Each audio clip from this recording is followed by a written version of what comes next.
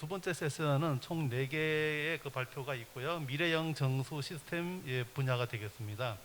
그래서 건국대 권지한 교수님, K워터 김성효 부장님, 국민대 이상호 교수님, 그리고 고대 홍승원 교수님 네 분께서 그 미래형 정수 시스템에 대해서 발표를 해 주시겠습니다. 먼저 이 건국대학교 권지한 교수님을 자리로 모시겠습니다. 권 교수님께서는 그 미래형 정수장 혁신 방향이라는 주제로 발표해 주시겠습니다. 박수로 청해 주도록 하겠습니다. 안녕하십니까. 건국대학교 사회환경공학부의 권지향입니다. 초대해 주셔서 감사드리고요. 네. 처음에 제가 이 제목을 받았을 때 되게 고민이 됐습니다. 왜냐면 너무 주제가 넓어가지고 무슨 말씀을 드려야 될지 참 난감하더라고요. 근데 또 거꾸로 생각해 보니까 무슨 이야기 해도 별 상관이 없더라고요. 그래서 그냥 이 수도에 관심 있는 여러분들이나 아니면은 시민사회 이런 사람들이 생각하는 그 꿈꾸는 그런 정수장을 한번 생각하면서 이야기를 프레젠테이션 한다 이렇게 말씀드리고 싶고요. 그 다음에 아마 그 뒷부분에 세세한 거에 대한 건 다 따로 또 발표 자료가 있더라고요. 그래서 저는 정말로 이렇게 개괄을 한다라고 생각하고 그렇게 준비했다고 보시면 되겠습니다. 앞부분은 제가 너무 의욕이 넘쳐가지고요. 슬라이드가 되게 많아요. 그래서 앞부분은 짧게 설명하고 뒷부분에 가서 말씀드리도록 하겠습니다. 어쨌든 국내 물관리 그 여건이 좀 변화됐는데 통합 물관리가 이루어졌고 유역 물관리가 시작됐다 말씀드릴 수 있고요. 유역은 상수에서는 취수원을 함께 공유한다는 의미에서 되게 중요하다고 생각을 합니다. 탄소 중립 정말 국가적인 그런 과제인데요. 상하수도는 주로 에너지를 쓰는 데이다 보니 조금 더 관심을 갖고 기여할 수 있는 부분을 찾아야 된다고 생각하고 있습니다. 그다음에 이제 4차 산업혁명 말씀 많이들 하시고 있고 또 디지털 트윈이라는 용어도 쓰이고 있고요. 이미 우리는 AI 정수장이라는 그 개념을 가지고 있습니다. 그래서 저희 옆에 있다는 말씀드리고요. 되게 아주 급변하고 있다는 그런 생각이 듭니다. 상수도가 앞서도 말씀하셨는데 하여튼 안정적인 공급 체계를 갖춘다는 의미에서 기여할 바를 다 기여했다라고 생각을 하고 있는 상황이고요. 하지만 그 물 사용량이 계속 증가하고 있고 해서 해결해야 될 문제도 많고요. 또 수질 사고가 지속적으로 일어나고 있어서 지금 현재와 같은 이런 토론회가 있게 된 게 아닌가 생각을 합니다. 저희가 해결해야 될 과제가 많은데 이제 제일 큰 거가 기후변화 대응이라고 생각을 합니다. 그래서 안 하고 있지 않고 하고 있습니다. 그러긴 한데 현재 이제 좀 이 폭염 적응 대책이 아마 수질에 가장 영향을 많이 미치는 대책이라고 생각하고 있고요. 다만 재미있는 거는 예전에는 조류 개체수였는데 요새는 이제 조류 독소로 현재는 이렇게 약간 관심이 전환되고 있다 그런 류의 그거가 좀 재미있는 현상이고요. 그다음에 이제 앞서도 말씀들 많이 하셨는데 신종 오염물질 대응 필요한 상황입니다. 그래서 저희가 안 하고 있는 게 아닌데 어쨌든 아주 너무 많은 그 오염물질들이 수계로 들어오고 있는 상황이어가지고 지속적으로 관심을 가져야 될 필요가 있는데요. 현재 우리나라가 이제 먹는 물 수질 감시 항목으로 해서 진행을 하고 있습니다만은 보시다시피 2018년도에나 이제 그 과부하물이 들어가고 있고요. 또 분기별로 측정하고 있고 이런 상황들을 보면 좀 더 실효성이 제고돼야 된다고 생각합니다. 그다음에 이제 신종 오염물질 대응 처리 기술로 모든 사람들이 전부 다 고도 산화, 막여가 흡착 필요하다고 말씀들 하시죠. 근데 이미 있는 기술이지만 실제로는 해결해야 될 과제들이 되게 많습니다. 예를 들자면 고도 산화는 경제성 확보해야 되죠. 막여가는 비이온성 물질 제거하기 어렵죠. 하여튼 그래서 여전히 공부하고 연구해야 될 부분이 상당하다는 말씀 드리고 싶습니다. 네, 이거는 이제 넘어가겠습니다. 아시고 계셔서. 이게 되게 최근에 실태조사 결과가 나왔어요. 그래서 저는 되게 고무적이라고 생각하긴 합니다. 왜냐면은 만족도가 한 70% 나오더라고요. 근데 완전히 만족하기는 어려운 상황이더라고요. 왜냐하면 미국 같은 경우에는 약 80%가 만족을 하고 있는 상황이거든요. 그래서 아직도 해결해야 될 과제가 많다 말씀드릴 수 있고요. 제가 이제 수질이 왜 안 먹느냐라는 거에 질문에 재밌는 거는 옛날에는 맛냄새였거든요. 염소 냄새라고 했고요. 근데 지금은 옥내 배관 문제를 이야기합니다. 그래서 근데 재밌는 거는 그런 수돗물에 대한 그 인식하고요. 또 막상 수질을 측정해 보면 서로 매치되진 않아요. 제가 느끼기로는 인식이라고 하는 거는 약간 좀 현상에 대한 직관적인 통찰 이런 게 있어서 전반적으로 좋아지지 않으면 뭐가 나쁘다고 이야기하는 건 그냥 그 상황에서 필요로 하는 이유일 뿐이지 전반적으로 좋아지지 않으면 신뢰도가 제고되기 어렵지 않을까 이런 생각을 합니다. 시민들이 생각하는 수돗물 수질은 요구 수준이 정말 높은 것 같습니다. 아시다시피 공천 정수장에서 탑도 수질 기준 만족했었거든요. 근데 평상시에 수도꼭지 필터에 나오는 색깔하고 달라서 사람들이 그게 아니다라고 이야기를 한 거거든요. 결국은. 그래서 하여튼 실시간으로 이 시민들이 확인하고 있다는 점. 그 다음에 이제 삼다수 또 에비앙 엄청 좋은 먹는 선물을 많이 먹고 있기 때문에 맛있는 물이라는 것을 추구하는 거가 얼마나 어렵고 힘든 일인지 하는 생각을 해봅니다. 또 이제 알 권리에 대한 요구도 되게 심해지고 있는 상황이고요. 그에 반해서 정수정은 노후화율이 상당하고요. 고도정철이 전부 다 거의 오존 활성탄에 치중되어 있고요. 그 다음에 대상물들도 전부 다 만냄새 물질입니다. 미국이나 일본은 미량 유기 물질이 더 주요한 타깃이거든요. 그래서 좀 변환해야 될 때가 됐다 이런 생각이 듭니다. 여기서부터 이제 본론에 해당되는 건데요. 현재 정상에서 당면한 문제를 몇 가지 정리해봤습니다. 근데 제가 보기로 이제 유충 가장 큰 문제로 현재 다가와 있는 상황이죠. 유입되고 유출되는 걸 차단하고자 해서 이게 방충망 하고 차단만 하고 운영 시 역세척도 강화하고 있는 상황입니다. 근데 제가 외국 정상을 가보고 여러 정상을 가봤지만 침전지에 방충망을 한 데는 본 적이 없어요. 저는 이게 좀 더 근본적인 대책이 필요하다고 생각합니다. 또한 그 외 경영평가 할 때 첨가 원가 전력 사용 효율성 따져가지고 경영평가 하고 있거든요. 그러면 이 유충 차단하기 위해서 역세척하는 거하고요, 이거하고는 되게 상충되고 있는 상황이에요. 그래서 좀 더 이렇게 고민할 필요가 있다 이런 생각을 하고 있고요. 여기가 이제 예제인데 연초 정수장이 댐 온수를 사용하거든요. 예전에 20일 동안 이 역세 주기를 가졌는데 이번에 위생 관리 때문에 3일로 단축을 하고 있는 상황이에요. 그나마 정수 처리는 막여가 하고 있는데도 불구하고요. 그래서 좀 이렇게 다시 한번 생각해 볼 필요가 있지 않나 생각합니다. 기후변화 대응은 현재 좀 단편적으로 진행되고 있는 게 아닌가 하는 생각을 해요. 조류 독서만을 문제라고 생각하고 있고 수온 상승 이야기하고 있는데 좀 더 다양한 형태로 생각을 해볼 필요가 있다고 생각하고요. 특히나 탑도, 유기물, 또 수온 이런 것들이 변동성이 원칙 심하기 때문에 얘네들을 탄력적으로 대응할 수 있는 그런 방안에 대해서 고민을 좀 할 필요가 있다 말씀드리고 싶고요. 수온 상승은 더더군다나 코로나 우리가 19에서도 느꼈지만 어쨌든 언제 또 수인성 질병이 수온 상승 때문에 우리가 생각하지 못했던 그런 질병이 생길 수도 있기 때문에 그거에 대한 연구가 좀 더 진행이 돼야 된다고 생각하고요. 중요한 건 어쨌든 정수 공장에서 이런 것들을 대처할 수 있는 그런 탄력성을 좀 확보할 필요가 있다 말씀드릴 수 있겠습니다. 미세 플라스틱하고 신종 오염물질 대응 관련해서인데요. 솔직히 미세 플라스틱은 저희가 알기로 정수하시는 분들은 사이즈가 커서 다 처리 가능하다고 생각하는 면이 있습니다. 근데 수기노의 유기물 농도의 변화랄지 또는 영출되는 유기물도 있을 수 있고 그렇기 때문에 지속적으로 장기적인 연구가 필요하다고 생각하고 있고요.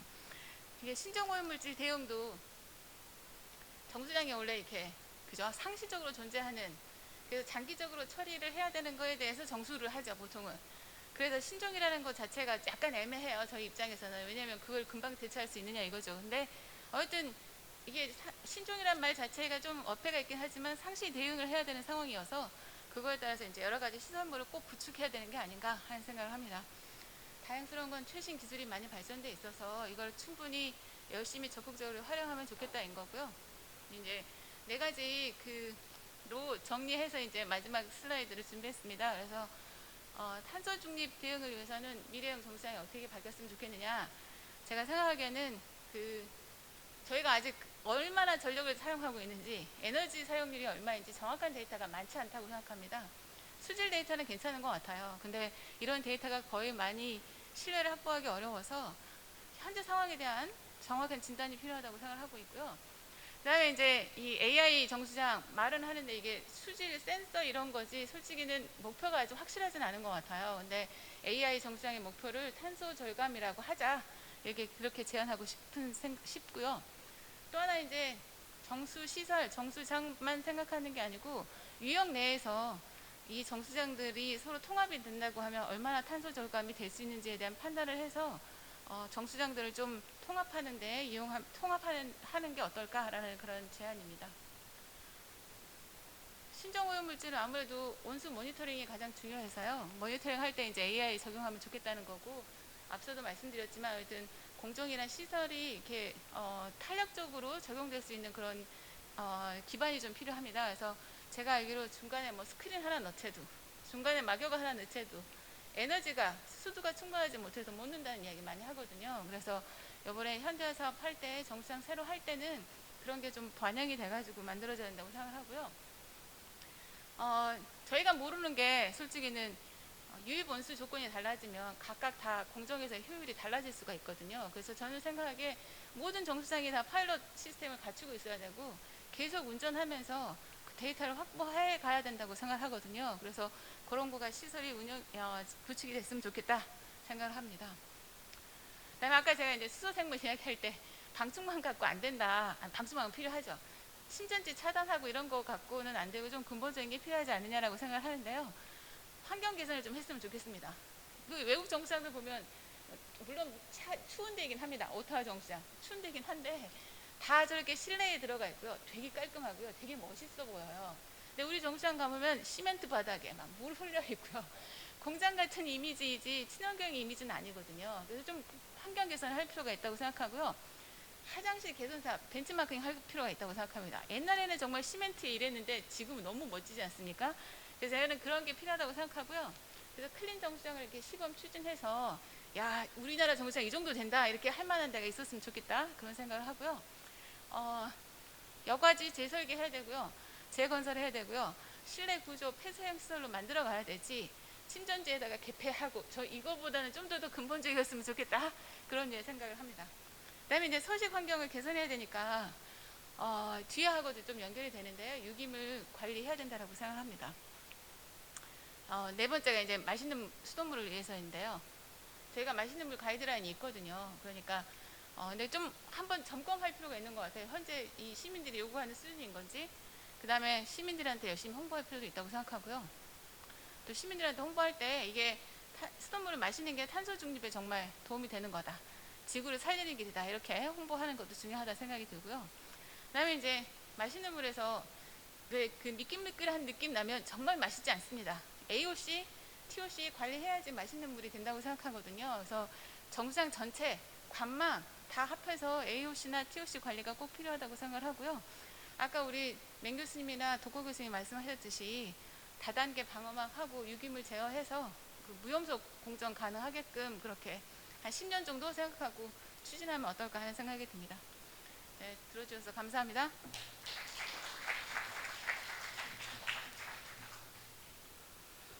네, 미래형 정수 시스템에서 우선 그 미래형 정수장의 핵심 방향에 대해서 좋은 발표 감사드립니다. 탄소 중립, 신종 오염물질, 위생 안전, 맛있는 물에 관한 이런 키워드로 말씀해 주셨고요. 다음으로는 K워터 김성효 부장님을 모시도록 하겠습니다. 발표 주제는 분산형 용수 공급 체계 구축이 되겠습니다. 네, 안녕하세요. 수장공사의 김성효 부장입니다. 저 오늘 발표하고자 하는 내용은 작년에 이제 환경부에서 소규모 수도 실태 감사를 수도 실태 조사를 했었고요. 그때 이제 차관된 어떤 부분이 있었습니다. 이제 원거리 같은 경우에는 지방 상수도 전환하기가 힘든 부분이 있어 그쪽 지역들을 어떻게 잘 관리할 건가에 대한 고민에서 시작된 시범 사업이고요. 그 내용에 대해서 간략하게 말씀드리도록 하겠습니다. 참고로 이제 지금 책에 수록된 내용들은 좀 양이 많아서 일부 내용을 좀 이제 스킵을 하기 위해서 좀 잘라냈었고요. 그냥 좀 불필요한 부분들 좀 정리를 해서 앞에 있는 화면을 중심으로 봐주시면 감사드리겠습니다.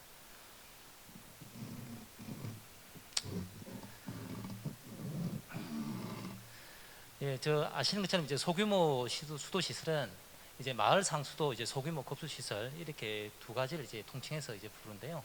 마을 상수도는 이제 500톤 미만, 그리고 이제 소규모 급수 시설은 20톤 미만. 그 차이점이 있다 그러면 이제 설치 주체는 마을 상수도는 지방 상수도가 수도 사업자가 되겠고요. 소규모 급수 시설은 이제 마을 주민이 되겠습니다. 하지만 이제 둘 다 동의 이제 운영 부분들은 다 이제 멀리 있어서 직접 이제 관리하기 힘든 그런 상황에 놓여 있습니다.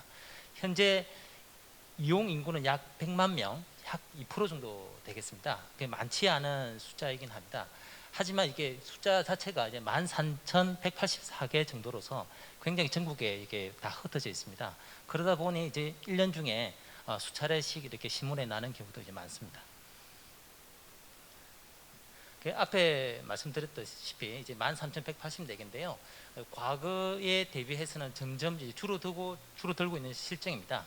지방 상수도 이제 전화를 통해서 이제 줄어든 숫자고요. 하지만 현재 이제 남아 있는 이제 위치들은 대부분 뭐 5km, 10km, 20km 이렇게 멀리 떨어져 있어서 이제 앞으로 이제 완벽하게 이제 전환하기라기는 좀 힘든 상황으로 보이고요. 어느 정도 시간이 지나면 임계점에 다다를 걸로 이제 예상되고 있습니다. 그 시설 상태를 보면 현재 이제 30년 이상 노후 시설이 43.9%, 그리고 수원 현황을 보면 이제 지하수를 이제 대부분 활용하고 있고요. 정수 시설은 단순 소독을 하거나 안 그러면 지하수에서 치수를 해서 바로 이제 가정으로 가는 경우가 이제 대부분입니다. 이제 그게 92.6%가 되겠습니다. 그리고 운영 관리는 이제 마을 자체에서 운영하는 경우가 52.6%가 되어 있고요. 그리고 최근에는 이제 위탁 관리가 일부 늘고 있는 상황입니다. 수질 검사를 보면 이제 원수 같은 경우는 이제 소규모 수도 시설이나 이제 광역 지방이나 이제 비슷한 수준입니다. 하지만 정수에서 보면 검사 주기가 광역 또는 지방은 이제 일, 주, 월 이렇게 다양한 시점으로 있는 반면에 저 소규모 수도 시설은 최소 단위가 이제 한 분기 이상 정도 되는 수준이 되겠습니다. 그리고 수질 기준 초과 현황을 보면 과거 3년간 이렇게 한 봤습니다. 대략 한 18.7%의 시설 개소수가 이렇게 좀 오발을 했었고요. 이제 미생물류가 이제 8.9%, 그리고 이온유가 7.5%, 그리고 심의, 그리고 만냄새 관계된 부분입니다. 이제 한 3%, 그리고 방사성, 그러니까 주로 이제 우라늄, 라돈과 같은 것들입니다. 이제 2.2%가 되겠습니다. 앞에 있었던 내용을 다시 한번 좀 정리 요약을 해서 말씀드리면, 이제 시설 측면에서는 이제 내구 연안이 이제 경과를 해서 경성상 작동이 어려운 상태가 좀 많고요. 그리고 수질 기준 초과 시설도 대부분 단순 소독 공정으로 지금 처리하고 있는 실정입니다. 수원 부분에 있어서도 작은 수원들이 대부분 더 취약한 편입니다. 그래서 이제 가뭄 갈수기 때 어려움을 겪고 있고요. 그리고 지하수에서 퍼는 물들은 대부분 이제 하성암을 기반으로 하는 우리나라의 어떤 지역 특성, 이제 방사능, 그리고 이제 또 중금속, 그리고 기타 오염 물질, 정론이나 안 그러면 밭에서 어떤 비료에 의해서 들어간 어떤 부분 때문에 뭐 질산성 질소라든지 이런 부분들도 이제 많이 있습니다. 그리고 운영 측면에서 보면 이제 수질 감시 기준이 좀 낮아서 수질 문제가 좀 빈번히 발생하는 부분이 있고요.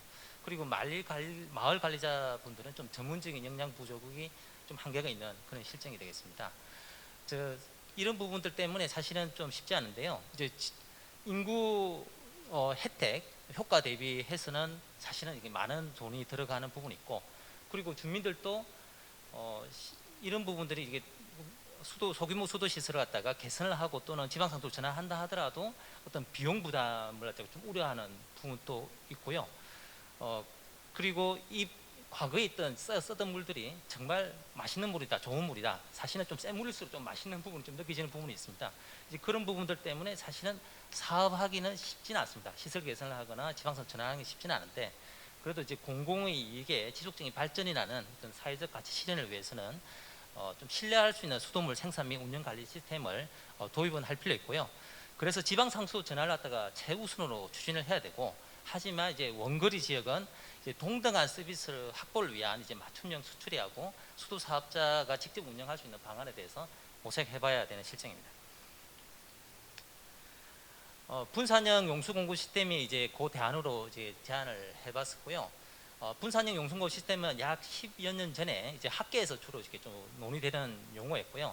집중형 시스템이 어찌 보면 이제 반대되는 어떤 용어라고 할 수가 있겠습니다. 그리고 관련된 연구들이 좀 진행이 됐었습니다. 그래서 조그만 시설에서도 충분히 운영 관리자가 없다 하더라도 충분히 잘 제어할 수 있는 그런 시스템에 대한 어떤 연구라고 보시면 되겠고요.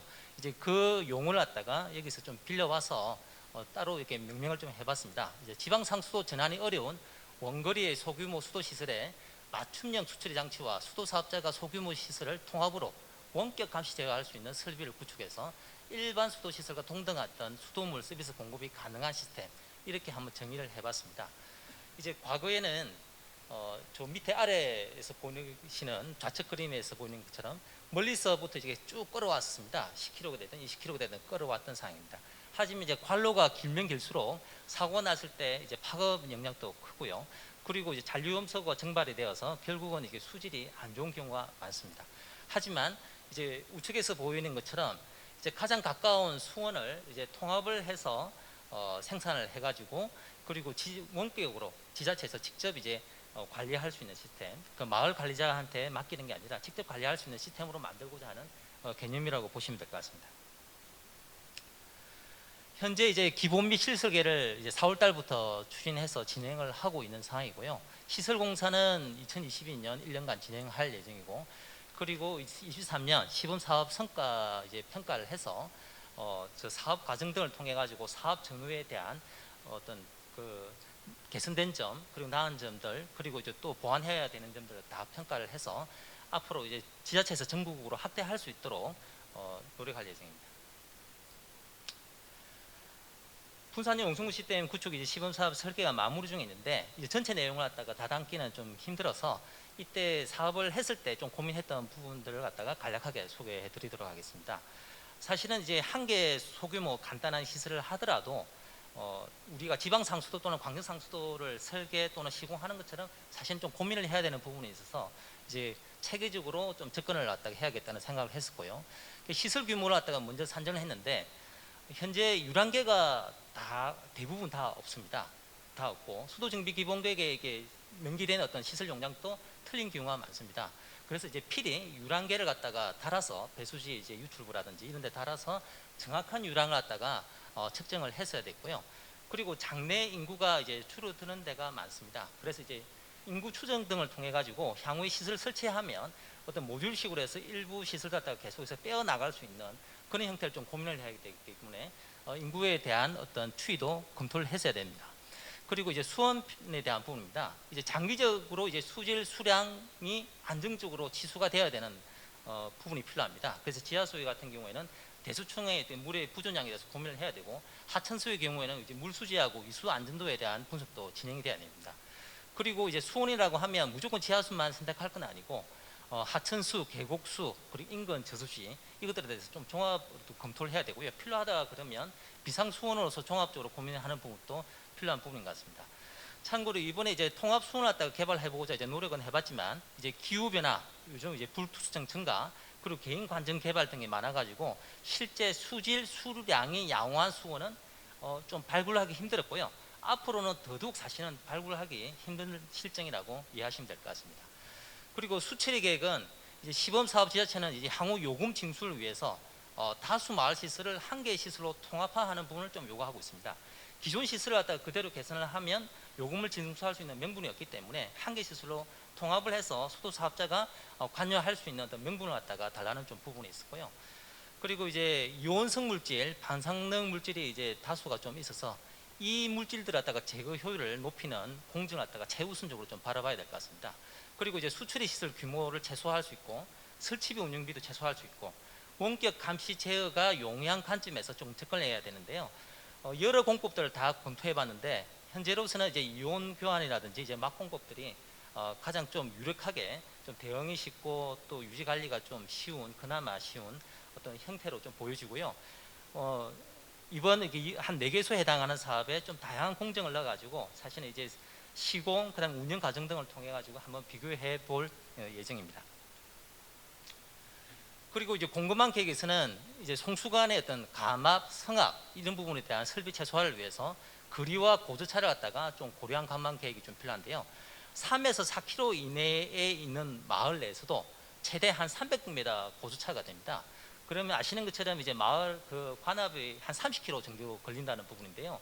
보통 우리가 한 10km 정도를 갖다가 보통 안정적인 관압의 최대 어떤 맥시멈으로 보고 있는데 상당히 높은 수준이기 때문에 이런 부분들은 좀 고려를 해서 무조건 5개 시설을 갖다가 한 개로 통합하는 건 아니고 뭐 저지대, 고지대 이렇게 좀 나눠서 하는 어떤 유연성도 좀 필요한 부분이 있습니다. 그리고 이제 배수 압력 균일화를 위해서는 이제 배수지를 경유하는 이제 간접 배수가 좀 필수가 될 것 같고요. 그리고 원격 감시 수준입니다. 이제 지자체에서는 이런 소규모 수도 시설이 한 뭐 100개, 200개 이렇게 많은 걸 갖다가 관리를 갖다가 앞으로 해야 된다라고 하면 어떤 최소한의 수준으로 좀 감시를 해야 되겠고요. 그래서 감시의 어떤 최소한의 어떤 수준이라고 생각하면 감시에서는 전원 상태, 그리고 수리 상태 파악을 위한 압력계하고 유란계, 그리고 실시간 수질 상태, 뭐 pH, 전기 전도도, 뭐 탁도, 뭐 이런 부분들이 될 것 같습니다. 그리고 제어 부분에서는 이제 펌프의 온 오퍼, 그리고 설비 배관 유출입을 갖다가 막기 위한 어떤 밸브 조작 정도, 그리고 염소의 어떤 투입을 할 수 있는 염소 주입량에 대한 컨트롤, 뭐 이 정도 수준만 있으면 될 것으로 예상됩니다. 그리고 급배수 관망인데요. 이번 했던 사업에서는 사실은 급배수 관망은 포함되지 않았습니다. 왜냐하면 이제 수처리 작년에 이제 그 실태 감사에서 수질에 대한 문제가 좀 많이 있었기 때문에 수처리 시스템에 좀 더 포커스를 뒀었는데, 실제 이제 주민들하고 이제 교감하고 얘기를 들어보니까 급배수 관망이 노후화되고 물이 새면 많은 양의 물을 갖다가 생산하고서도 물이 밖으로 빠지고 결국 이제 운영비가 많이 드는 게 아니냐 하는 어떤 얘기들이 있었고요. 실제 이제 그런 부분들이 향후에 지자체에서 이제 이런 부분들을 직접 이제 수행할 때는 좀 고려가 돼야 될 것 같습니다. 특히 이제 미급수 지역은 도시에 비해서 인구 밀도가 낮고 1인당 급배수 관망 연장이 한 2배, 3배 이상 긴 편입니다. 그래서 정수 생산, 공급 비용 최소화를 위해서, 그리고 개별 사용량만큼의 요금 부과를 위해서는 노관 교체가 앞으로도 이제 진행돼야 될 것 같고, 수용가별 유랑계 설치도 이제 병행이 돼야 될 것 같습니다. 이런 이제 분산형 용수공급 시스템이 앞으로 이제 환경부에서 진행을 하고 또 지자체에서 그걸 받아가지고 이제 확산을 하더라도 이 부분이 좀 더 잘 진행되기 위해서는 몇 가지 이제 과제를 갖다가 한번 생각해봤습니다. 우선 앞에서 말씀드렸던 것처럼 이제 안정적인 수원 확보를 위해서는 좀 노력을 해야 될 것 같고요. 그리고 이 효율적인 운영 관리를 위해서 수도 사업자 또는 이제 전문 위탁기관의 자격 또는 교육, 훈련 체계를 좀 고도화하고, 그리고 설비 호환성이라든지 표준화에 대한 부분도 좀 고민을 해야 될 것 같습니다. 그리고 이제 방사능이라든지 그리고 이제 뭐 중금속 같은 물질들은 이제 간접 지표를 갖다가 활용을 해서 하는 부분들도 있고 하지만 한계가 있습니다. 그래서 이제 실시간으로 그걸 감지할 수 있는 센서나 이런 부분에 대한 고민도 진행돼야 될 것 같고요. 그리고 시설 투자비하고 운영비입니다. 인구 혜택에 대한 어떤 효과 대비가 사실 작기 때문에 지방비에서도 사실은 그 부분에 대한 어떤 할애가 사실 쉽지 않은 부분입니다. 그래서 하지만 지방 상수도 전환에 비해서는 많은 경제성을 확보할 수 있는 부분이 있기 때문에 그런 부분에 대한 경제성 확보 논리, 그리고 요금 징수를 갖다가 어떻게 할 것인지, 바로 할 것인지 아니면 단계별로 할 것인지에 대한 이런 부분에 대한 고민이 좀 돼야 될 것 같고요. 그리고 주민 이해를 갖다가 구하기 위해서 먹는 물 수질 안전 중요성에 대한 어떤 수자원 보호 필요성 계도도 좀 필요하고, 그리고 경제적 취약 가구는 어떤 지자체별 어떤 복지 차원의 접근도 좀 필요하지 않나 싶습니다. 그리고 기존 쓰고 있는 관정은 무조건 폐쇄를 하는 건 아니고 어떤 생업을 위한 부분이다 그러면 최소한에 대한 존치 활용도 검토가 되어져야 될 것 같습니다. 그럼에도 불구하고 이제 분산형 용수공급 시스템은 많은 장점이 있다고 생각합니다. 첫 번째는 이제 지방이나 광역 수원은 어쩔 수 없이 멀리서 대규모의 어떤 인구를 위해 용수를 공급을 하기 위해서 물을 몇백 킬로씩 가져와야 되는 상황이 있지만, 여기서는 이제 유역 내 이제 수원을 갖다가 최대한 활용하는 부분이기 때문에 유역 물 순환 건전성을 위해서는 상당히 건전하다고 보고 있고요. 그리고 관망의 어떤 길이가 짧아져서 관내 수질 저하 예방을 할 수 있는 그런 부분도 있습니다. 그리고 집중형 시스템이 이제 사고가 났을 때는 많은 부분에 많은 지역에 어떤 피해가 이제 미치는 반면에 분리가 되어 있어서 그 한 군데에 미치는 영향밖에 없어서 그런 부분에 대한 어떤 영향을 최소화할 수 있고, 그리고 한파가 생기면 이제 주로 이제 물을 많이 안 쓰는 이제 관로, 작은 관로에서 주로 이게 파손이 됩니다. 하지만 이제 멀리서 지방상수도에 끌어오는 어떤 그런 부분들이 이제 없어지기 때문에 그런 부분에 대한 피해는 이렇게 많이 줄어들 걸로 예상합니다. 그리고 이제 지하수라든지 이런 조그만 물을 쓰는 지역들에 물은 되게 다양한 경우가 많습니다. 그래서 이제 맞춤형 수처리 도입을 통해 가지고 이제 수처리 소재라든지 공정, 설비 연구에 대한 어떤 여러 가지 연구들이 진행되지 않을까 싶고요. 그리고 이런 부분에 대한 생산, 인증, 유통, 전문 운영 등에 대해서 이제 물산업 생태계도 다양화시킬 수가 있다는 어떤 그런 매력이 있을 것 같습니다. 네, 이제 이상으로 마치고요. 말씀드렸듯이 이 분산형 사업을 갖다가 앞으로 지속하기 위해서는 아주 지난한 과정이 있을 것 같습니다. 하지만 여기 계신 이제 교수님들 그리고 오피니언 리더분들이 많은 신경을 좀 써주셔가지고 이 사업이 제대로 잘 정착할 수 있도록 많은 관심 부탁드리겠습니다. 네, 이상입니다. 네, 그 노후화되고 처리와 관리 문제를 가지고 있는 이 소규모 수도 시설에 대해서 뭐 인근 수원 활용하고 최단거리 공급을 목적으로 하는 분산형 용수 공급 체계 구축을 발표해 주신 김승효 부장님께 감사드립니다. 다음으로는 이 국민대학교 이상호 교수님께서 이 스마트 정수장 및 디지털 트윈에 관해서 발표하도록 하시겠습니다.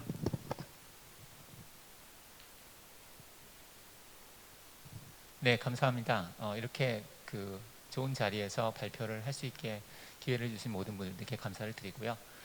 제가 오늘 말씀드릴 내용은 굉장히 좀 추상적이지만 어려운 주제라고 생각을 하고요.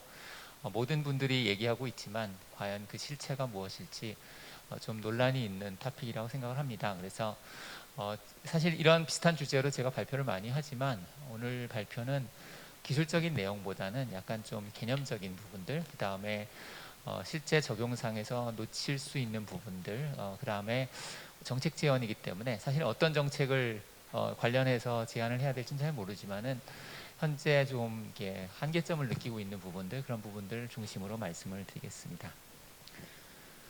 슬라이드가 많지 않으니까 간단하게 이제 핵심 중심으로 말씀을 드리려고 하고요. 스마트 정수장이라는 게 결국은 이제 스마트 상수도의 일부 구성 요소라고 이제 볼 수 있을 것 같은데요. 사실 이 스마트를 어떻게 정의하냐에 따라서 굉장히 다른 대상인데 동일하게 스마트라고 부르는 경우가 많이 있을 것 같습니다. 이게 스마트 상수도 여기 정의가 환경부에서 나온 정의라고 생각을 하는데 정수장에서 수도꼭지와 정수장에서 수도꼭지까지 수질과 유량을 실시간으로 측정 관리하고 관련 정보를 즉시 제공해서 수도물의 신뢰를 높이기 위한 첨단 기술이라고 이제 정의가 되어 있는데 사실 이 정의를 따른다면 제가 이제 뒤에서 얘기할 인공지능 정수장이라든지 디지털 트윈이라든지 CPS라든지 별 필요 없을 것 같거든요. 왜냐하면 이 정의는 굉장히 넓은 범위의 정의고 담겨 있는 기능이 사실은 많이 포함되어 있지 않기 때문에 어떻게 보면은 이거는 이제 큰 틀이고 실제 구체적으로 스마트 정수장이 무엇인지를 조금 단계별로 레벨별로 이렇게 명확히 할 필요가 있을 거라고 생각이 됩니다. 어쨌든 스마트 정수장이라는 거는 이제 스마트 상수도를 구현하기 위한 그 핵심 구성 요소라고 생각이 되고요. 여기서 말하는 스마트는 뭐 정보 차원에서 여러 가지 이제 그 실시간 데이터를 정보화하고 지식화하는 그런 여러 가지 단계가 포함이 될 거고요. 뭐 운영의 효율을 높이고 그 다음에 지속 가능성을 확보하고 이런 여러 가지 목표들이 있는데 사실은 또 실제 현장에서 이러한 스마트 기술들이 적용되는 걸 보면은 그 목적이 좀 불분명한 상태에서 이렇게 적용되는 경우도 많고요. 아까 권재현 교수님께서 말씀을 하셨는데 아예 뭐 탄소 저감 쪽으로 이렇게 목표를 정해야 되는 게 아니냐라고 말씀을 하셨는데 일리가 있는 말씀이지만은 그것만으로 또 이게 커버할 수 없는 분야들이 좀 있습니다. 정수장 자체에서 이제 탄소 발생량이나 이런 부분들이 아주 뭐 막대하지는 않기 때문에 그런 부분들 좀 있고 해서 어쨌든 기능을 좀 명확하게 할 필요가 있을 것 같고요. 여기 보시는 그림은 이제 IWA에서 나오는 디지털 워터의 이제 기본 개념, 디지털 정수장 혹은 합해수 처리장의 이제 기본 개념을 그림으로 설명하고 있는데 여러분들이 대부분 다 잘 아시는 구성 요소들이 포함이 되어 있고요. 실제 시설이 있고 디지털로 구현되어 있는 가상 대상물들이 있고 가상 센서라든지 통신이라든지 디스플레이라든지 이런 부분들이 포함되어 있는 우리가 익히 잘 알고 있는 그런 구성 요소라는 걸 알 수가 있습니다. 디지털 트윈에 대해서도 사실은 굉장히 드릴 말씀이 많은데 이 디지털 트윈이 우리가 이제 간단하게 얘기하지만은 굉장히 다른 여러 가지 대상을 우리가 이제 다 디지털 트윈이라고 부르고 있습니다. 이런 부품 하나를 디지털로 구현을 해서 뭐 3D 프린터로 뽑을 때 쓰는 것도 디지털 트윈이고 도시 하나를 이제 사람들이 지나가는 것부터 해서 기상 기후까지 다 포함해서 구현하는 것도 디지털 트윈이기 때문에 그 레벨에 따라서 굉장히 그 디테일의 레벨이 굉장히 다르고요. 그다음에 그걸로 할 수 있는 기능도 굉장히 많습니다. 뒤에 좀 말씀을 드리겠지만은 유감스럽게도 제가 생각하기에 국내 이제 정수 처리 분야나 뭐 기타 다른 분야에 있어서 제대로 된 디지털 트윈이 과연 적용되고 있는지에 대해서는 한번 재검토가 필요한 상황이라고 생각을 하고요. 좀 기능 중심이 아니라 외형 중심으로 디지털 트윈이 만들어지고 있는 것이 아닌가라는 생각이 드는데요. 어쨌든 디지털 트윈 자체는 그냥 물리적인 자산을 이제 디지털로 전환하는, 그러니까 디지털 트윈의 디지털 전환의 가장 핵심적인 방법론 중에 하나라고 이렇게 보시면 될 것 같고요. 결국은 이제 스마트 정수장을 만들려고 하면은 첫 번째는 실제 물리적인 시설에 있는 정보를 다 이제 그 디지털화해야 되고요. 그럼 시설 자체를 그 다음 단계로는 시설 자체를 디지털화해야 되는 것이고, 그게 이제 디지털 트윈이 되는 것이고, 그 다음 단계로는 이 디지털화한 정보와 시설을 이용을 해야 됩니다. 그게 이제 가상 물리 시스템이 되는 것이고요. 결국은 그 현실 세계와 그 다음에 이제 디지털 트윈을 연결하는 그러한 일종의 플랫폼이라고 보시면 될 것 같은데, 가상물리 시스템도 요새 워낙 또 유행하는 용어이기 때문에 굉장히 많이 사용이 되고 있는데, 또 가상물리 시스템에서 그 사람들이 좀 놓치고 있는 그런 부분 중에 하나가, 사실 가상물리 시스템의 핵심은 실제 시설과 그다음에 가상 시설을 실시간으로 동기화하는 게 아니라 동기화를 통해서 제어를 해야 됩니다. 근데 이제 지금 구성되고 있는 많은 가상물리 시스템이라고 하는 것들이 제어를 빼놓고 그 가상 세계와 실제 세계를 이제 동기화하는 데 굉장히 이렇게 치중하다 보니까 결국 그렇게 해서 무엇을 할 건데라는 질문에 많이 맞닥뜨리고 있는 것 같고요. 그런 부분들이 아직은 초기 단계이기 때문에 어떤 적용상의 이제 단계별로 진행되는 부분일 거라고 생각이 되지만은, 궁극적으로는 우리가 이 그 CPS라는 것이 스마트 정수장의 최종적인 구성 모습이 될 텐데, 그것은 결국은 무엇인가 제어를 해서 우리가 원하는 목적을 달성시키는 그런 기능을 가져야 될 거라고 생각을 하고요. 그래서 결국은 우리가 이제 스마트 정수장을 만든다는 것은 CPS를 기반으로 한 정수장을 만든다, 이렇게 이해를 하셔도 괜찮을 것 같습니다. 사실 요새 그 보면은 그 여러 가지 4차 산업혁명에 관련된 여러 가지 기술들이 많이 나왔습니다. AI도 그렇고 빅데이터 분석도 그렇고 뭐 IoT나 뭐 여러 가지 기술들이 많이 있는데요. 물관리 분야에 이걸 적용하기가 굉장히 어렵고, 사실은 앞으로도 굉장히 어려울 거라는 생각이 많이 드는 게, 사실은 그 비유로 설명을 하면은 그 어떤 요리를 할 수 있는 조리기구는 많이 있는데 실제 조리를 할 수 있는 재료가 부족하다고 얘기할 수 있을 것 같고요. 그 핵심에 있는 것이 데이터라고 생각을 합니다. 사실 스마트 정수장을 만들기 위해서는 굉장히 많은 데이터가 있어야 되는데, 그 데이터가 지금 비록 많이 수집이 되고 있다고는 하지만 여전히 이제 큰 한계를 가지고 있는 것 같고요. 그래서 이러한 데이터 기반 시스템을 만들어야 되는데, 지금은 뭐 제도적으로 막혀 있는 부분도 있고 실제 기술적으로 좀 해결되지 않은 부분도 있고 하다 보니까 우리가 실제 스마트하게 정수장을 만들게 하기 위한 그러한 어떤 기본 자료가 부족하다고 생각을 하고 있고요. 그런 부분들이 이제 앞으로 해결돼야 될 부분이라고 생각을 하고요.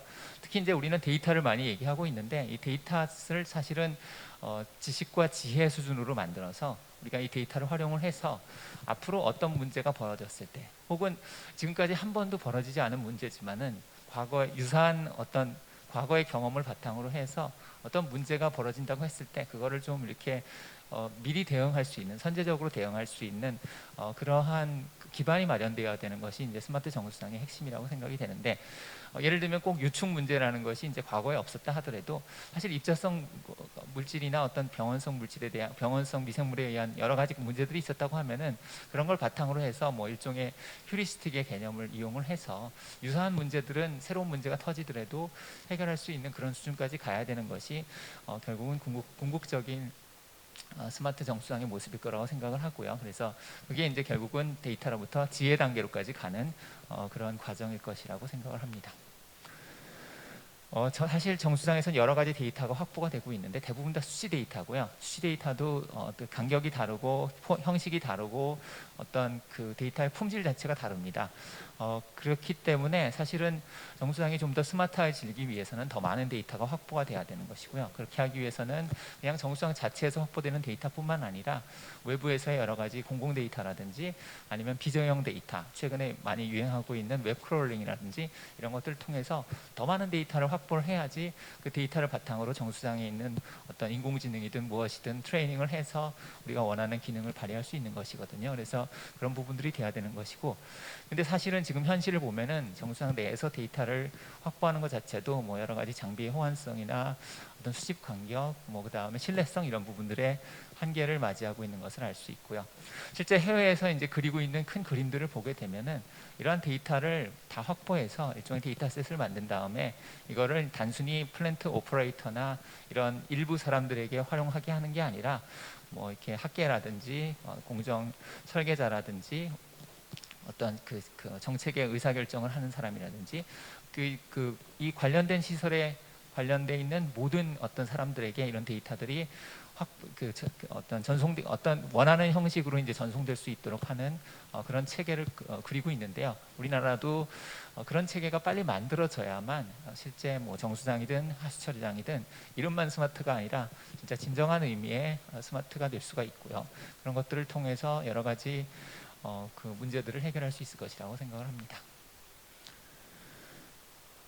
데이터에 대한 부분들, 이제 데이터가 이제 첫 번째 단계 그 수집 단계가 있고요. 그 다음에 분석 단계가 있고 최종적으로는 이제 이거를 활용해야 되는 단계고 가공과 이제 가시화 단계라고 하는데, 사실은 이제 지금 관행들을 보면은 데이터들을 확보하는데 굉장히 치중을 많이 해서 이 데이터를 과연 어떻게 가시화할지 이런 부분들에 대한 것들을 많이 관가하는 부분들도 있고요. 사실은 지금부터 이러한 데이터들을 수집된 데이터들을 어떻게 활용할지에 대한 부분들을 좀 더 고민해야 될 부분이 있고, 그런 부분들이 어떻게 보면은 디지털 트윈이 필요한 이유일 것이라고 생각을 합니다.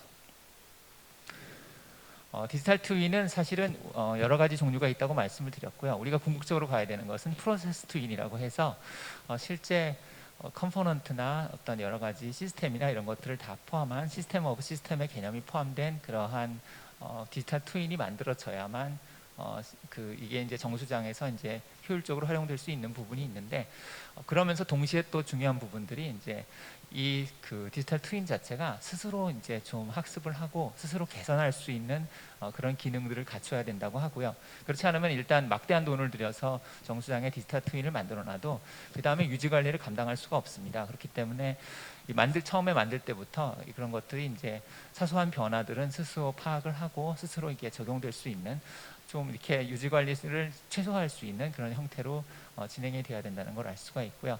그런 부분들이 디지털 트윈을 하는 데 있어서 주의해야 될 사항이라고 이제 생각을 하고 있습니다.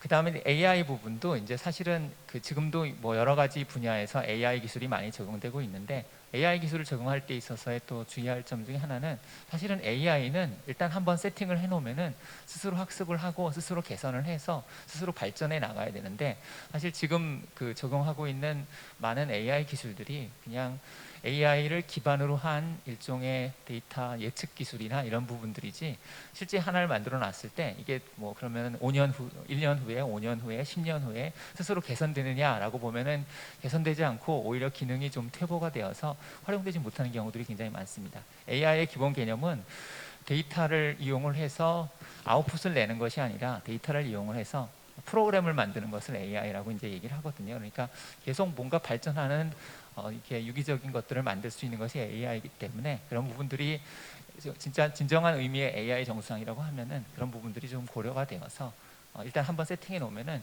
운영이 되면 될수록 점점 더 정확도는 올라가고 점점 더 신뢰할 수 있고 하는 그런 체계들이 만들어질 필요성이 있고요. 마찬가지로 이걸 하기 위해서는 여러 가지 데이터들이 확보가 되고 공유되는 그런 체계가 필요할 것이라고 생각을 합니다. 실제로 이제 아까 잠깐 말씀드린 것처럼 AI를 할 수 있는 툴들은 무지하게 많이 나오고 있고요. 지금도 계속 개발되고 있고, 다른 분야에서는 이런 것들이 성공적으로 적용이 되고 있습니다. 하지만 이제 최소한 이제 상수도 분야에 있어서는 일단 데이터 확보도 어렵고, 확보된 데이터가 일단 신뢰성이나 이런 부분들이 부족한 경우도 있고요. 그래서 여러 가지 부분들이 있는데, 그런 부분들을 해결해야 되고, 또 그 다음에 그럼 이렇게 해서 AI를 해서 우리가 무엇을 할 거냐, 여러 가지 분야가 있는데, AI를 이용해서 수집 데이터를 품질 관리하는 방법도 있고요. 뭐 가상 센서를 이용하는 방법도 있고, 뭐 여러 가지 상황 인지나 궁극적으로 해야 될 부분은 의사결정 지원. 그래서 사람보다 더 신뢰성 있는 의사결정을 할 수 있는 그런 것들이 만들어져야 사실은 정수장에서의 AI 도입에 어떤 목적이 있다고 생각을 합니다. 시간이 많이 지나서요. 뭐 해외 기술은 간단하게 말씀을 드리려고 하는데, 뭐 G나 뭐 시멘스나 뭐 기타 이제 여러 회사들에서 정수 처리에 관련돼 있는 여러 가지 이러한 스마트 정수장 관련된 기술들을 만들고 있고요.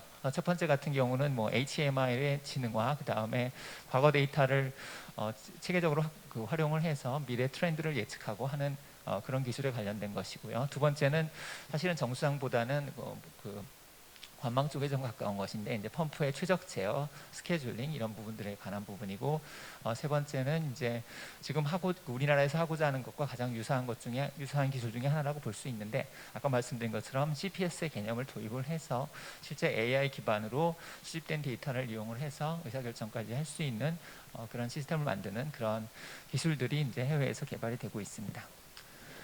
국내 사례 주로 이제 제가 참여했던 연구 중심으로 말씀을 드리면은 막여와 정수 처리 공정에서 CPS의 개념을 도입하려고 한 그런 연구를 했었고요.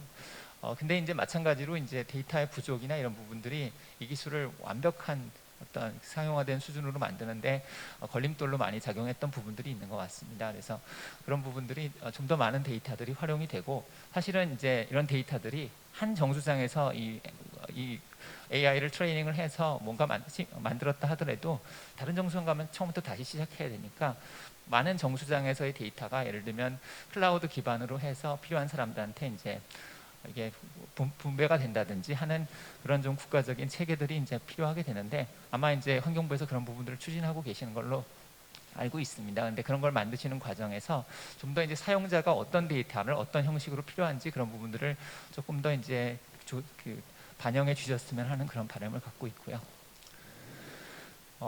이 부분도 이제 제가 참여하고 있는 연구 중에 하나인데, 이제 CPS 정수장을 이제 구현하려고 하는 그런 연구를 진행하고 있고요. 결국은 CPS 정수장이라는 것이 굉장히 여러 가지 요소들이 있기 때문에 여러 기관들에서 센싱부터 시작을 해서 이제 분석, 그 다음에 예측, 그 다음에 의사결정까지 여러 가지 기술들이 이제 포함이 되게 됩니다. 그래서 그런 기술들을 만들려고 노력을 하고 있고요. 뭐 시간 관계상 자세한 내용은 생략하도록 하겠습니다. 그래서 이제 결론을 말씀을 드리면은 결국은 우리가 스마트 정수장이라고 하면은 필요한 부분은 세 가지일 것 같습니다. 우리가 어떤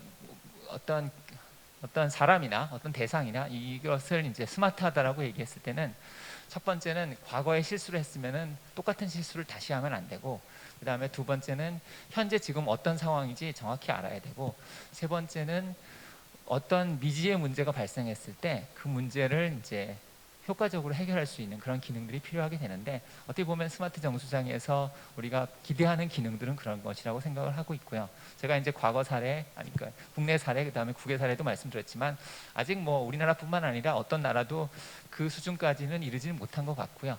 그 수준에 이르게 된다고 하면은 사실은 어떤 문제가 벌어지더라도 최소한 정수장에서는 그 문제를 해결하는 데는 큰 어려움이 없는 단계가 될 수 있지 않을까 생각을 하고 있고요. 궁극적으로 바라고 있는 거는 우리가 자율주행차에서 바라는 자율주행의 단계처럼 이제 정수장도 이제 자율적으로 운영이 돼야 되는데, 자율이라는 것이 이제 뭐 그냥 편하게 운전하겠다는 게 아니라 우리가 생각하는 자율이라는 것은 사람이 판단하는 것보다 더 정확하게 판단해서 사람의 실수를 최소화시킬 수 있는 그런 형태의 자율 운전이라고 생각을 하고 있고요. 그런 부분들을 위해서 이제 앞에 말씀드린 것처럼 여러 가지 한계점을 극복해서 스마트 정수장과 디지털 트윈 기술이 발전이 되어야 될 것이라고 생각을 합니다.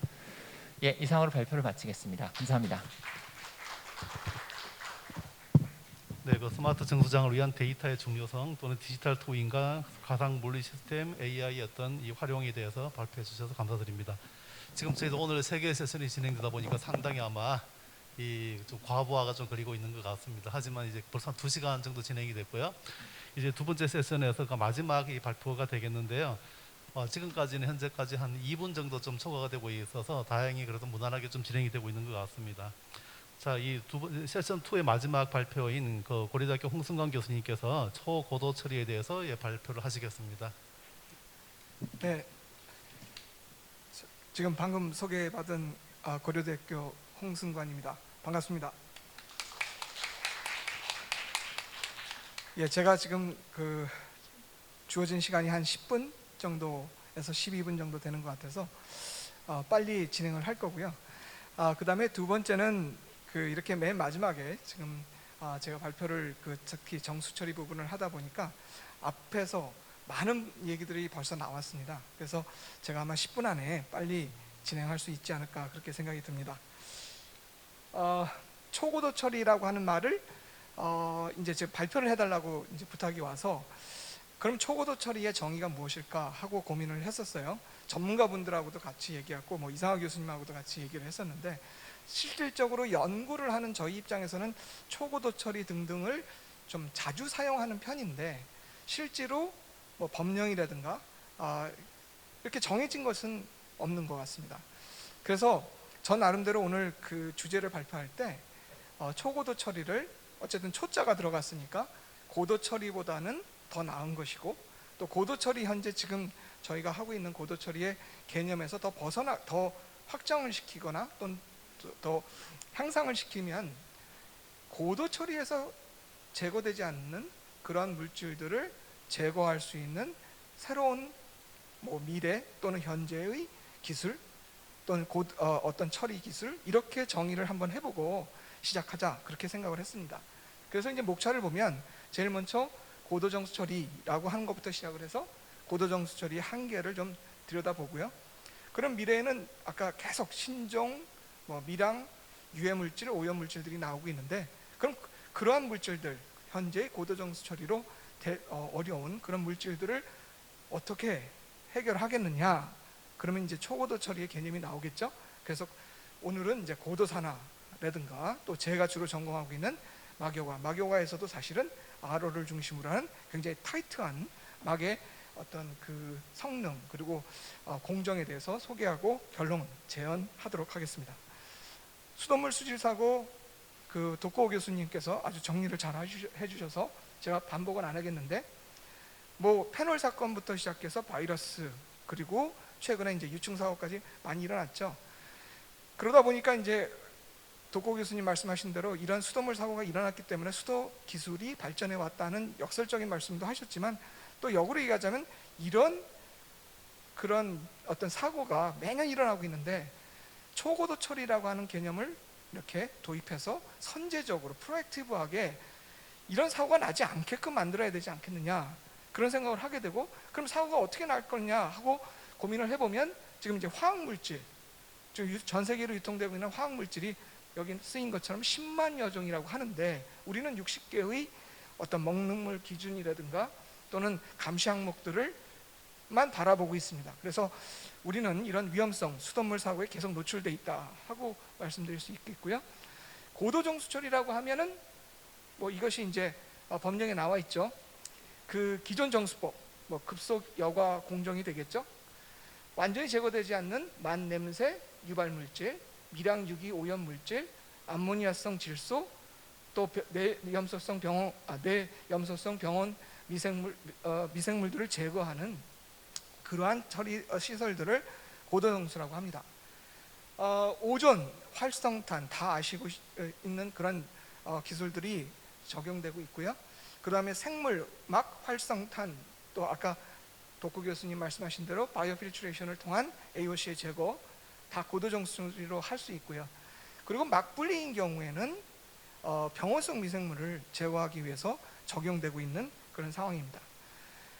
현재 국내 고도정수 처리는 고도정수 처리 시설 도입 및 평가 지침을 보면 그 만냄새의 어떤 민원 또는 만냄새 문제가 있을 때 적용하라고 되어 있습니다. 그러다 보니까 주로 오존, 활성탄, 혼합 공정이 주로 도입되고 있고 오존 산화인 경우는 소독 부산물이라든가 색도, 만냄새, 유발물질을 제거하는 목적을 갖고 있습니다. 활성탄은 그 이외에 이제 흡착을 통해서 미세 유기 오염물질을 제거합니다. 후오존 GAC 공정 2표에 나온 것처럼 한 50% 정도 차지하고 있고요. 유비나 막여과 같은 경우는 굉장히 적은 수로 현재 적용되고 있습니다. 미량 유해물질 또는 미량 오염물질인 경우는 제가 인터넷에서 찾아보니까 이런 그림들이 쭉 나오는데 뭐 다 아시는 것과 마찬가지로 어떤 의약품이라든가 또는 PFAS, 가브라 화합물이죠. 그 다음에 요새 주로 이제 문제가 되는 어떤 조류라든가 조류 톡신 같은 경우 또 마이크로 플라스틱까지 굉장히 많은 그러한 미량 유해 물질들이 계속해서 어떤 분석기기의 발전이라든가 등등으로 계속 나오고 있습니다. 그런데 이제 미량 유해 물질은 결국 이제 가정에서 쓰다가 또는 인간이 활용하다가 이제 하수 처리장으로 가는데 하수 처리장에서 이제 제거가 제대로 안 되죠. 그러면 이제 수계로 들어가게 됩니다. 그래서 CECS라고 Contaminant of Emerging Concern이라고 해서 신종 미량 유해 물질 뭐 이렇게 얘기할 수 있는데, 이런 CECS에 대한 관심은 2010년대 이후에 지속적으로 증가해서 여기 보시다시피 이제 학계에서 굉장히 많은 리뷰 논문들이 쏟아져 나옵니다. 일반적인 하합 해수 처리 한계로 수계에서 CECS 신종 미량 유해 물질들은, 오염 물질들은 잔류가 가능하고요. 주로 난분해성, 생물 농축성, 독성의 특성을 가지면서 동식물 생체 내 축적으로 인간에게 영향을 줍니다. 이제 현재는 아직까지 가이드라인이 없어요. 그래서 이제 이런 가이드라인, 처리에 대한 가이드라인들이 또는 법령화 됐을 때 아마 초고도 처리의 개념들이 나오지 않을까 생각이 듭니다. 이제 미세 플라스틱, 앞에서도 권지한 교수님이 큰 그림을 그려주시면서 얘기를 하셨는데요. 저는 뭐 멤브레인 하는 관점에서 보면 UF 등등 멤브레인 처리 기술로 충분히 처리가 가능하다 이렇게 생각하면서 그 어떤 뭐 어려움은 생각하지 않고 있지만, 요새 얘기 나오는 것이 뭐 1나노 이하의 뭐 나노 플라스틱까지 얘기가 나오더라고요. 그래서 이런 미세 플라스틱의 증가로 인해서 이제 수돗물이라든가 또는 먹는 샘물들에서 검출 사례가 이렇게 그림에서 보다시피 전 세계적으로 나타나고 있고요. 작은 입자, 아까 뭐 나노 플라스틱까지 얘기했지만 작은 입자일수록 말초 조직, 순환계 침투 가능성이 존재해서 이거 연구를 좀 해볼 가치가 있다고 봅니다. 이것도 유명하죠. PFAS, 과부하 화합물질인데, 그 PFAS인 경우는 산업 생산 또는 소비자 제품으로부터 수계에 이제 배출되고 있고요. 전 세계적으로 봤을 때 처리된 음용수 또는 수돗물에서 PFAS가 이렇게 발견되고 있습니다. 근데 문제는 이제 구조적으로 강한 결합 물질로 이루어져서 화학적, 물리적, 생물학적 분해에 대한 저항성을 갖기 때문에 기존 정수 및 고도 정수 처리 공정에서 완전히 제거되지 않고 있습니다. 그러니까 이런 물질들, 지금 쭉 제가 열거한 물질들을 제거하기 위해서 이제 초고도 처리가 필요하겠죠. 앞에서 말씀드린 것처럼 초고도 정수 처리의 개념은 전 세계적으로 아직 정립되어 있지는 않은 것 같습니다. 제가 그냥 작은 의미에서 정의를 해보면, 기존 고도 정수 처리로 제거되지 않는 이런 유해 물질들을 완벽히 제거하는 고효율의 정수 처리로 정의하고, 기존 고도 처리 또는 정수 처리 시설의 고도 산화와 아로막 기술을 다중 처리, 또 여러분들 앞에서 발표하실 때 뭐 멀티플 베리어라는 말씀들을 하셨는데 마찬가지입니다. 다중 처리 개념으로 도입하는 것을 초고도 정수 처리라고 하자, 그렇게 나름대로 정의를 한번 해봤습니다. 초고도 처리로 할 때 무슨 공정들이 적용될 수 있을까 고민을 해보면 결국 우리가 다 아는 내용들인데요. 고도 산화 처리, Advanced Oxidation Process (AOP라고 하는 이제 강력한 산화제인 수산화 레드컬을 활용해서 수중 유기 오염 물질들을 완전 산화 분해하는 기술로 뭐 케미컬, 뭐 오존 같은 방법이나 일렉트로케미컬 방법이나 포토케미컬 방법, 뭐 UV가 있겠죠. 그 다음에 H2O를 다이렉트리 이제 분해하는 그러한 방법 등을 통해서 수산화 레드컬을 만들어주고, 여기서 보시다시피 이 AOP 기술은 다양한 여러 문제를, 수질의 문제를 해결해 줍니다. 그런데 이제 문제는 이 수산화 레드컬이 비선택적이기 때문에 그 어떤 특정한 미량 유해 물질을 타겟으로 했을 때 효율이 낮아질 수가 있죠. 모든 그 물질들을 산화시키기 때문에 그런 단점들이 있긴 합니다. 막요가 공정인 경우는 뭐 다 아시겠지만 그 압력의 차에 의해서 구동이 되면서 막 성능에 따라 오염 물질을 선택적으로 분리 제거가 가능하죠. 그래서 이제 다양한 막요가 공정 조합을 통해서 정수 처리 효율을 증대시킬 수 있고, 아까 권지한 교수님도 이미지에 대한 정수 처리 시스템에 대한 이미지에 대한 말씀을 하셨는데, 운영의 자동화 및 원격 제어를 통해서 공급 안정성을 강화시킬 수 있고, 또 음료수 생산과 같은 밀폐형 정수 처리 시설 설계 운영에 적합해서 미래형 정수장에서 꼭 필요한 요소 기술이 아닌가 생각이 듭니다. 그럼 다중처리 개념 해외를 보면요, 사실 뭐 굉장히 많은 정수장들이 현재 막요가를 도입하고 이런 다중처리 개념들을 적용해 가고 있는 중이라고 볼 수가 있습니다. 예를 들어서 오존 뭐 BAC가 들어가 있는데 뒤에 또 멤브레인을 달아서 뭔가 한 번 더 걸러주면서 안정성을 높이는 그러한 시설도 돼 있고요. 또 앞에 활성탄까지 있는데 뒤에 UF하고 RO 시스템을 다시 붙이는, 그래서 완벽히 병원성 미생물부터 시작해서 이온성 물질까지 잡아주는 그러한 정수장들도 보이기 시작하는 것 같습니다. 아로막 공정 같은 경우에는 그 여러 가지 제거 기작이 있죠. 미량 유해 물질의 크기가 굉장히 작아서 기존 정수 처리로 안 되는데 실질적으로 RO인 경우는 제거율이 굉장히 높습니다. 저도 이제 RO 쪽에 연구를 많이 했었고요. 그리고 RO의 제거 기작이 근데 그 상당히 높은 이유는 다양한 그런 제거 기작에 의해서 뭐 정전 기적 작용이라든가 소수성, 흡착성 이런 상호작용에 의해서 제거가 되고 있습니다. 그 미량 유해 물질에서 이제 좀 더 자세히 살펴보면 그 뭐 오존이나 또는 AOP, 그 다음에 뭐 UV, BAC와 이렇게 비교한 그런 데이터가 최근에 발표가 되고 있고, 또 이쪽 우측에 있는 그림은 제가 최근에 리뷰 논문을 그 미량 유해 물질에 대한 제거에 대한 리뷰 논문을 발표를 했는데, 저희 나름대로 한 200여 편의 논문들에서 발표된, 특히 이제 RO를 가지고 연구한 그런 논문 200여 편을 분석해서 그 200여 편에 나온 한 100에서 200개 정도의 미량 유해 물질, 다양한 미량 유해 물질을 이렇게 정리를 해보면, 일단 첫 번째는 미량 유해 물질들이 오존 또는 BAC보다는 훨씬 더 보시다시피 90% 이상 제거가 뭐 환경 호르몬이라든가 또는 PHAC라든가 PCP라든가 다 제거를 잘 하더라 하는 그런 결론이 하나 나오고요. 그 다음에 두 번째는 또 PFAS도 마찬가지로 RO로 제거가 좀 되는 걸로, 잘 되는 걸로 이제 보고가 되고 있습니다. 하지만 제가 최근에 낸 이 2021년 자료에 따르면 이렇게 100에서 100 이하짜리에서는 잘 제거가 안 되고요. 그 다음에 100 이상이 됐을 때는 분해 분자량이, 그러니까 모레큘러 웨이트가 한 150에서 200 정도 넘어갔을 때는 많이 제거가 되는데, 일부 전하를 안 띄거나 또는 특수한 어떤 스트럭처를 가진 것들은 또 제거가 안 되는 것으로 보일 수가 있습니다. 그래서 막공정 기반 초고도 처리를 통해서 제거율을 증대시키는 것은 가능하나 앞으로 연구가 더 필요한 거죠. 물질에 따라서는. 자, 그럼 정리를 해보겠습니다. 고도산화, 아로막 공정을 서로 연계해 가지고 다중 처리로 초고도 처리를 해야 되겠죠. 그래서 그러나 아까 말씀드린 대로 지금 고도산화나 아로막 모두 한계점들이 보이고 있기 때문에 지속적인 연구가 필요하고요. 그 다음에 공정 구성의 최적화해야 됩니다. 자, 결론 및 제언입니다. 다양한 신정 미량 유해 물질들이 수기에 존재하고 수돗물에 포함될 가능성은 증대하고 있죠. 그러면 수돗물 사고를 선제적으로 프로액티브하게 대응을 하기 위해서는 초고도 처리의 개념이 필요하다고 생각합니다.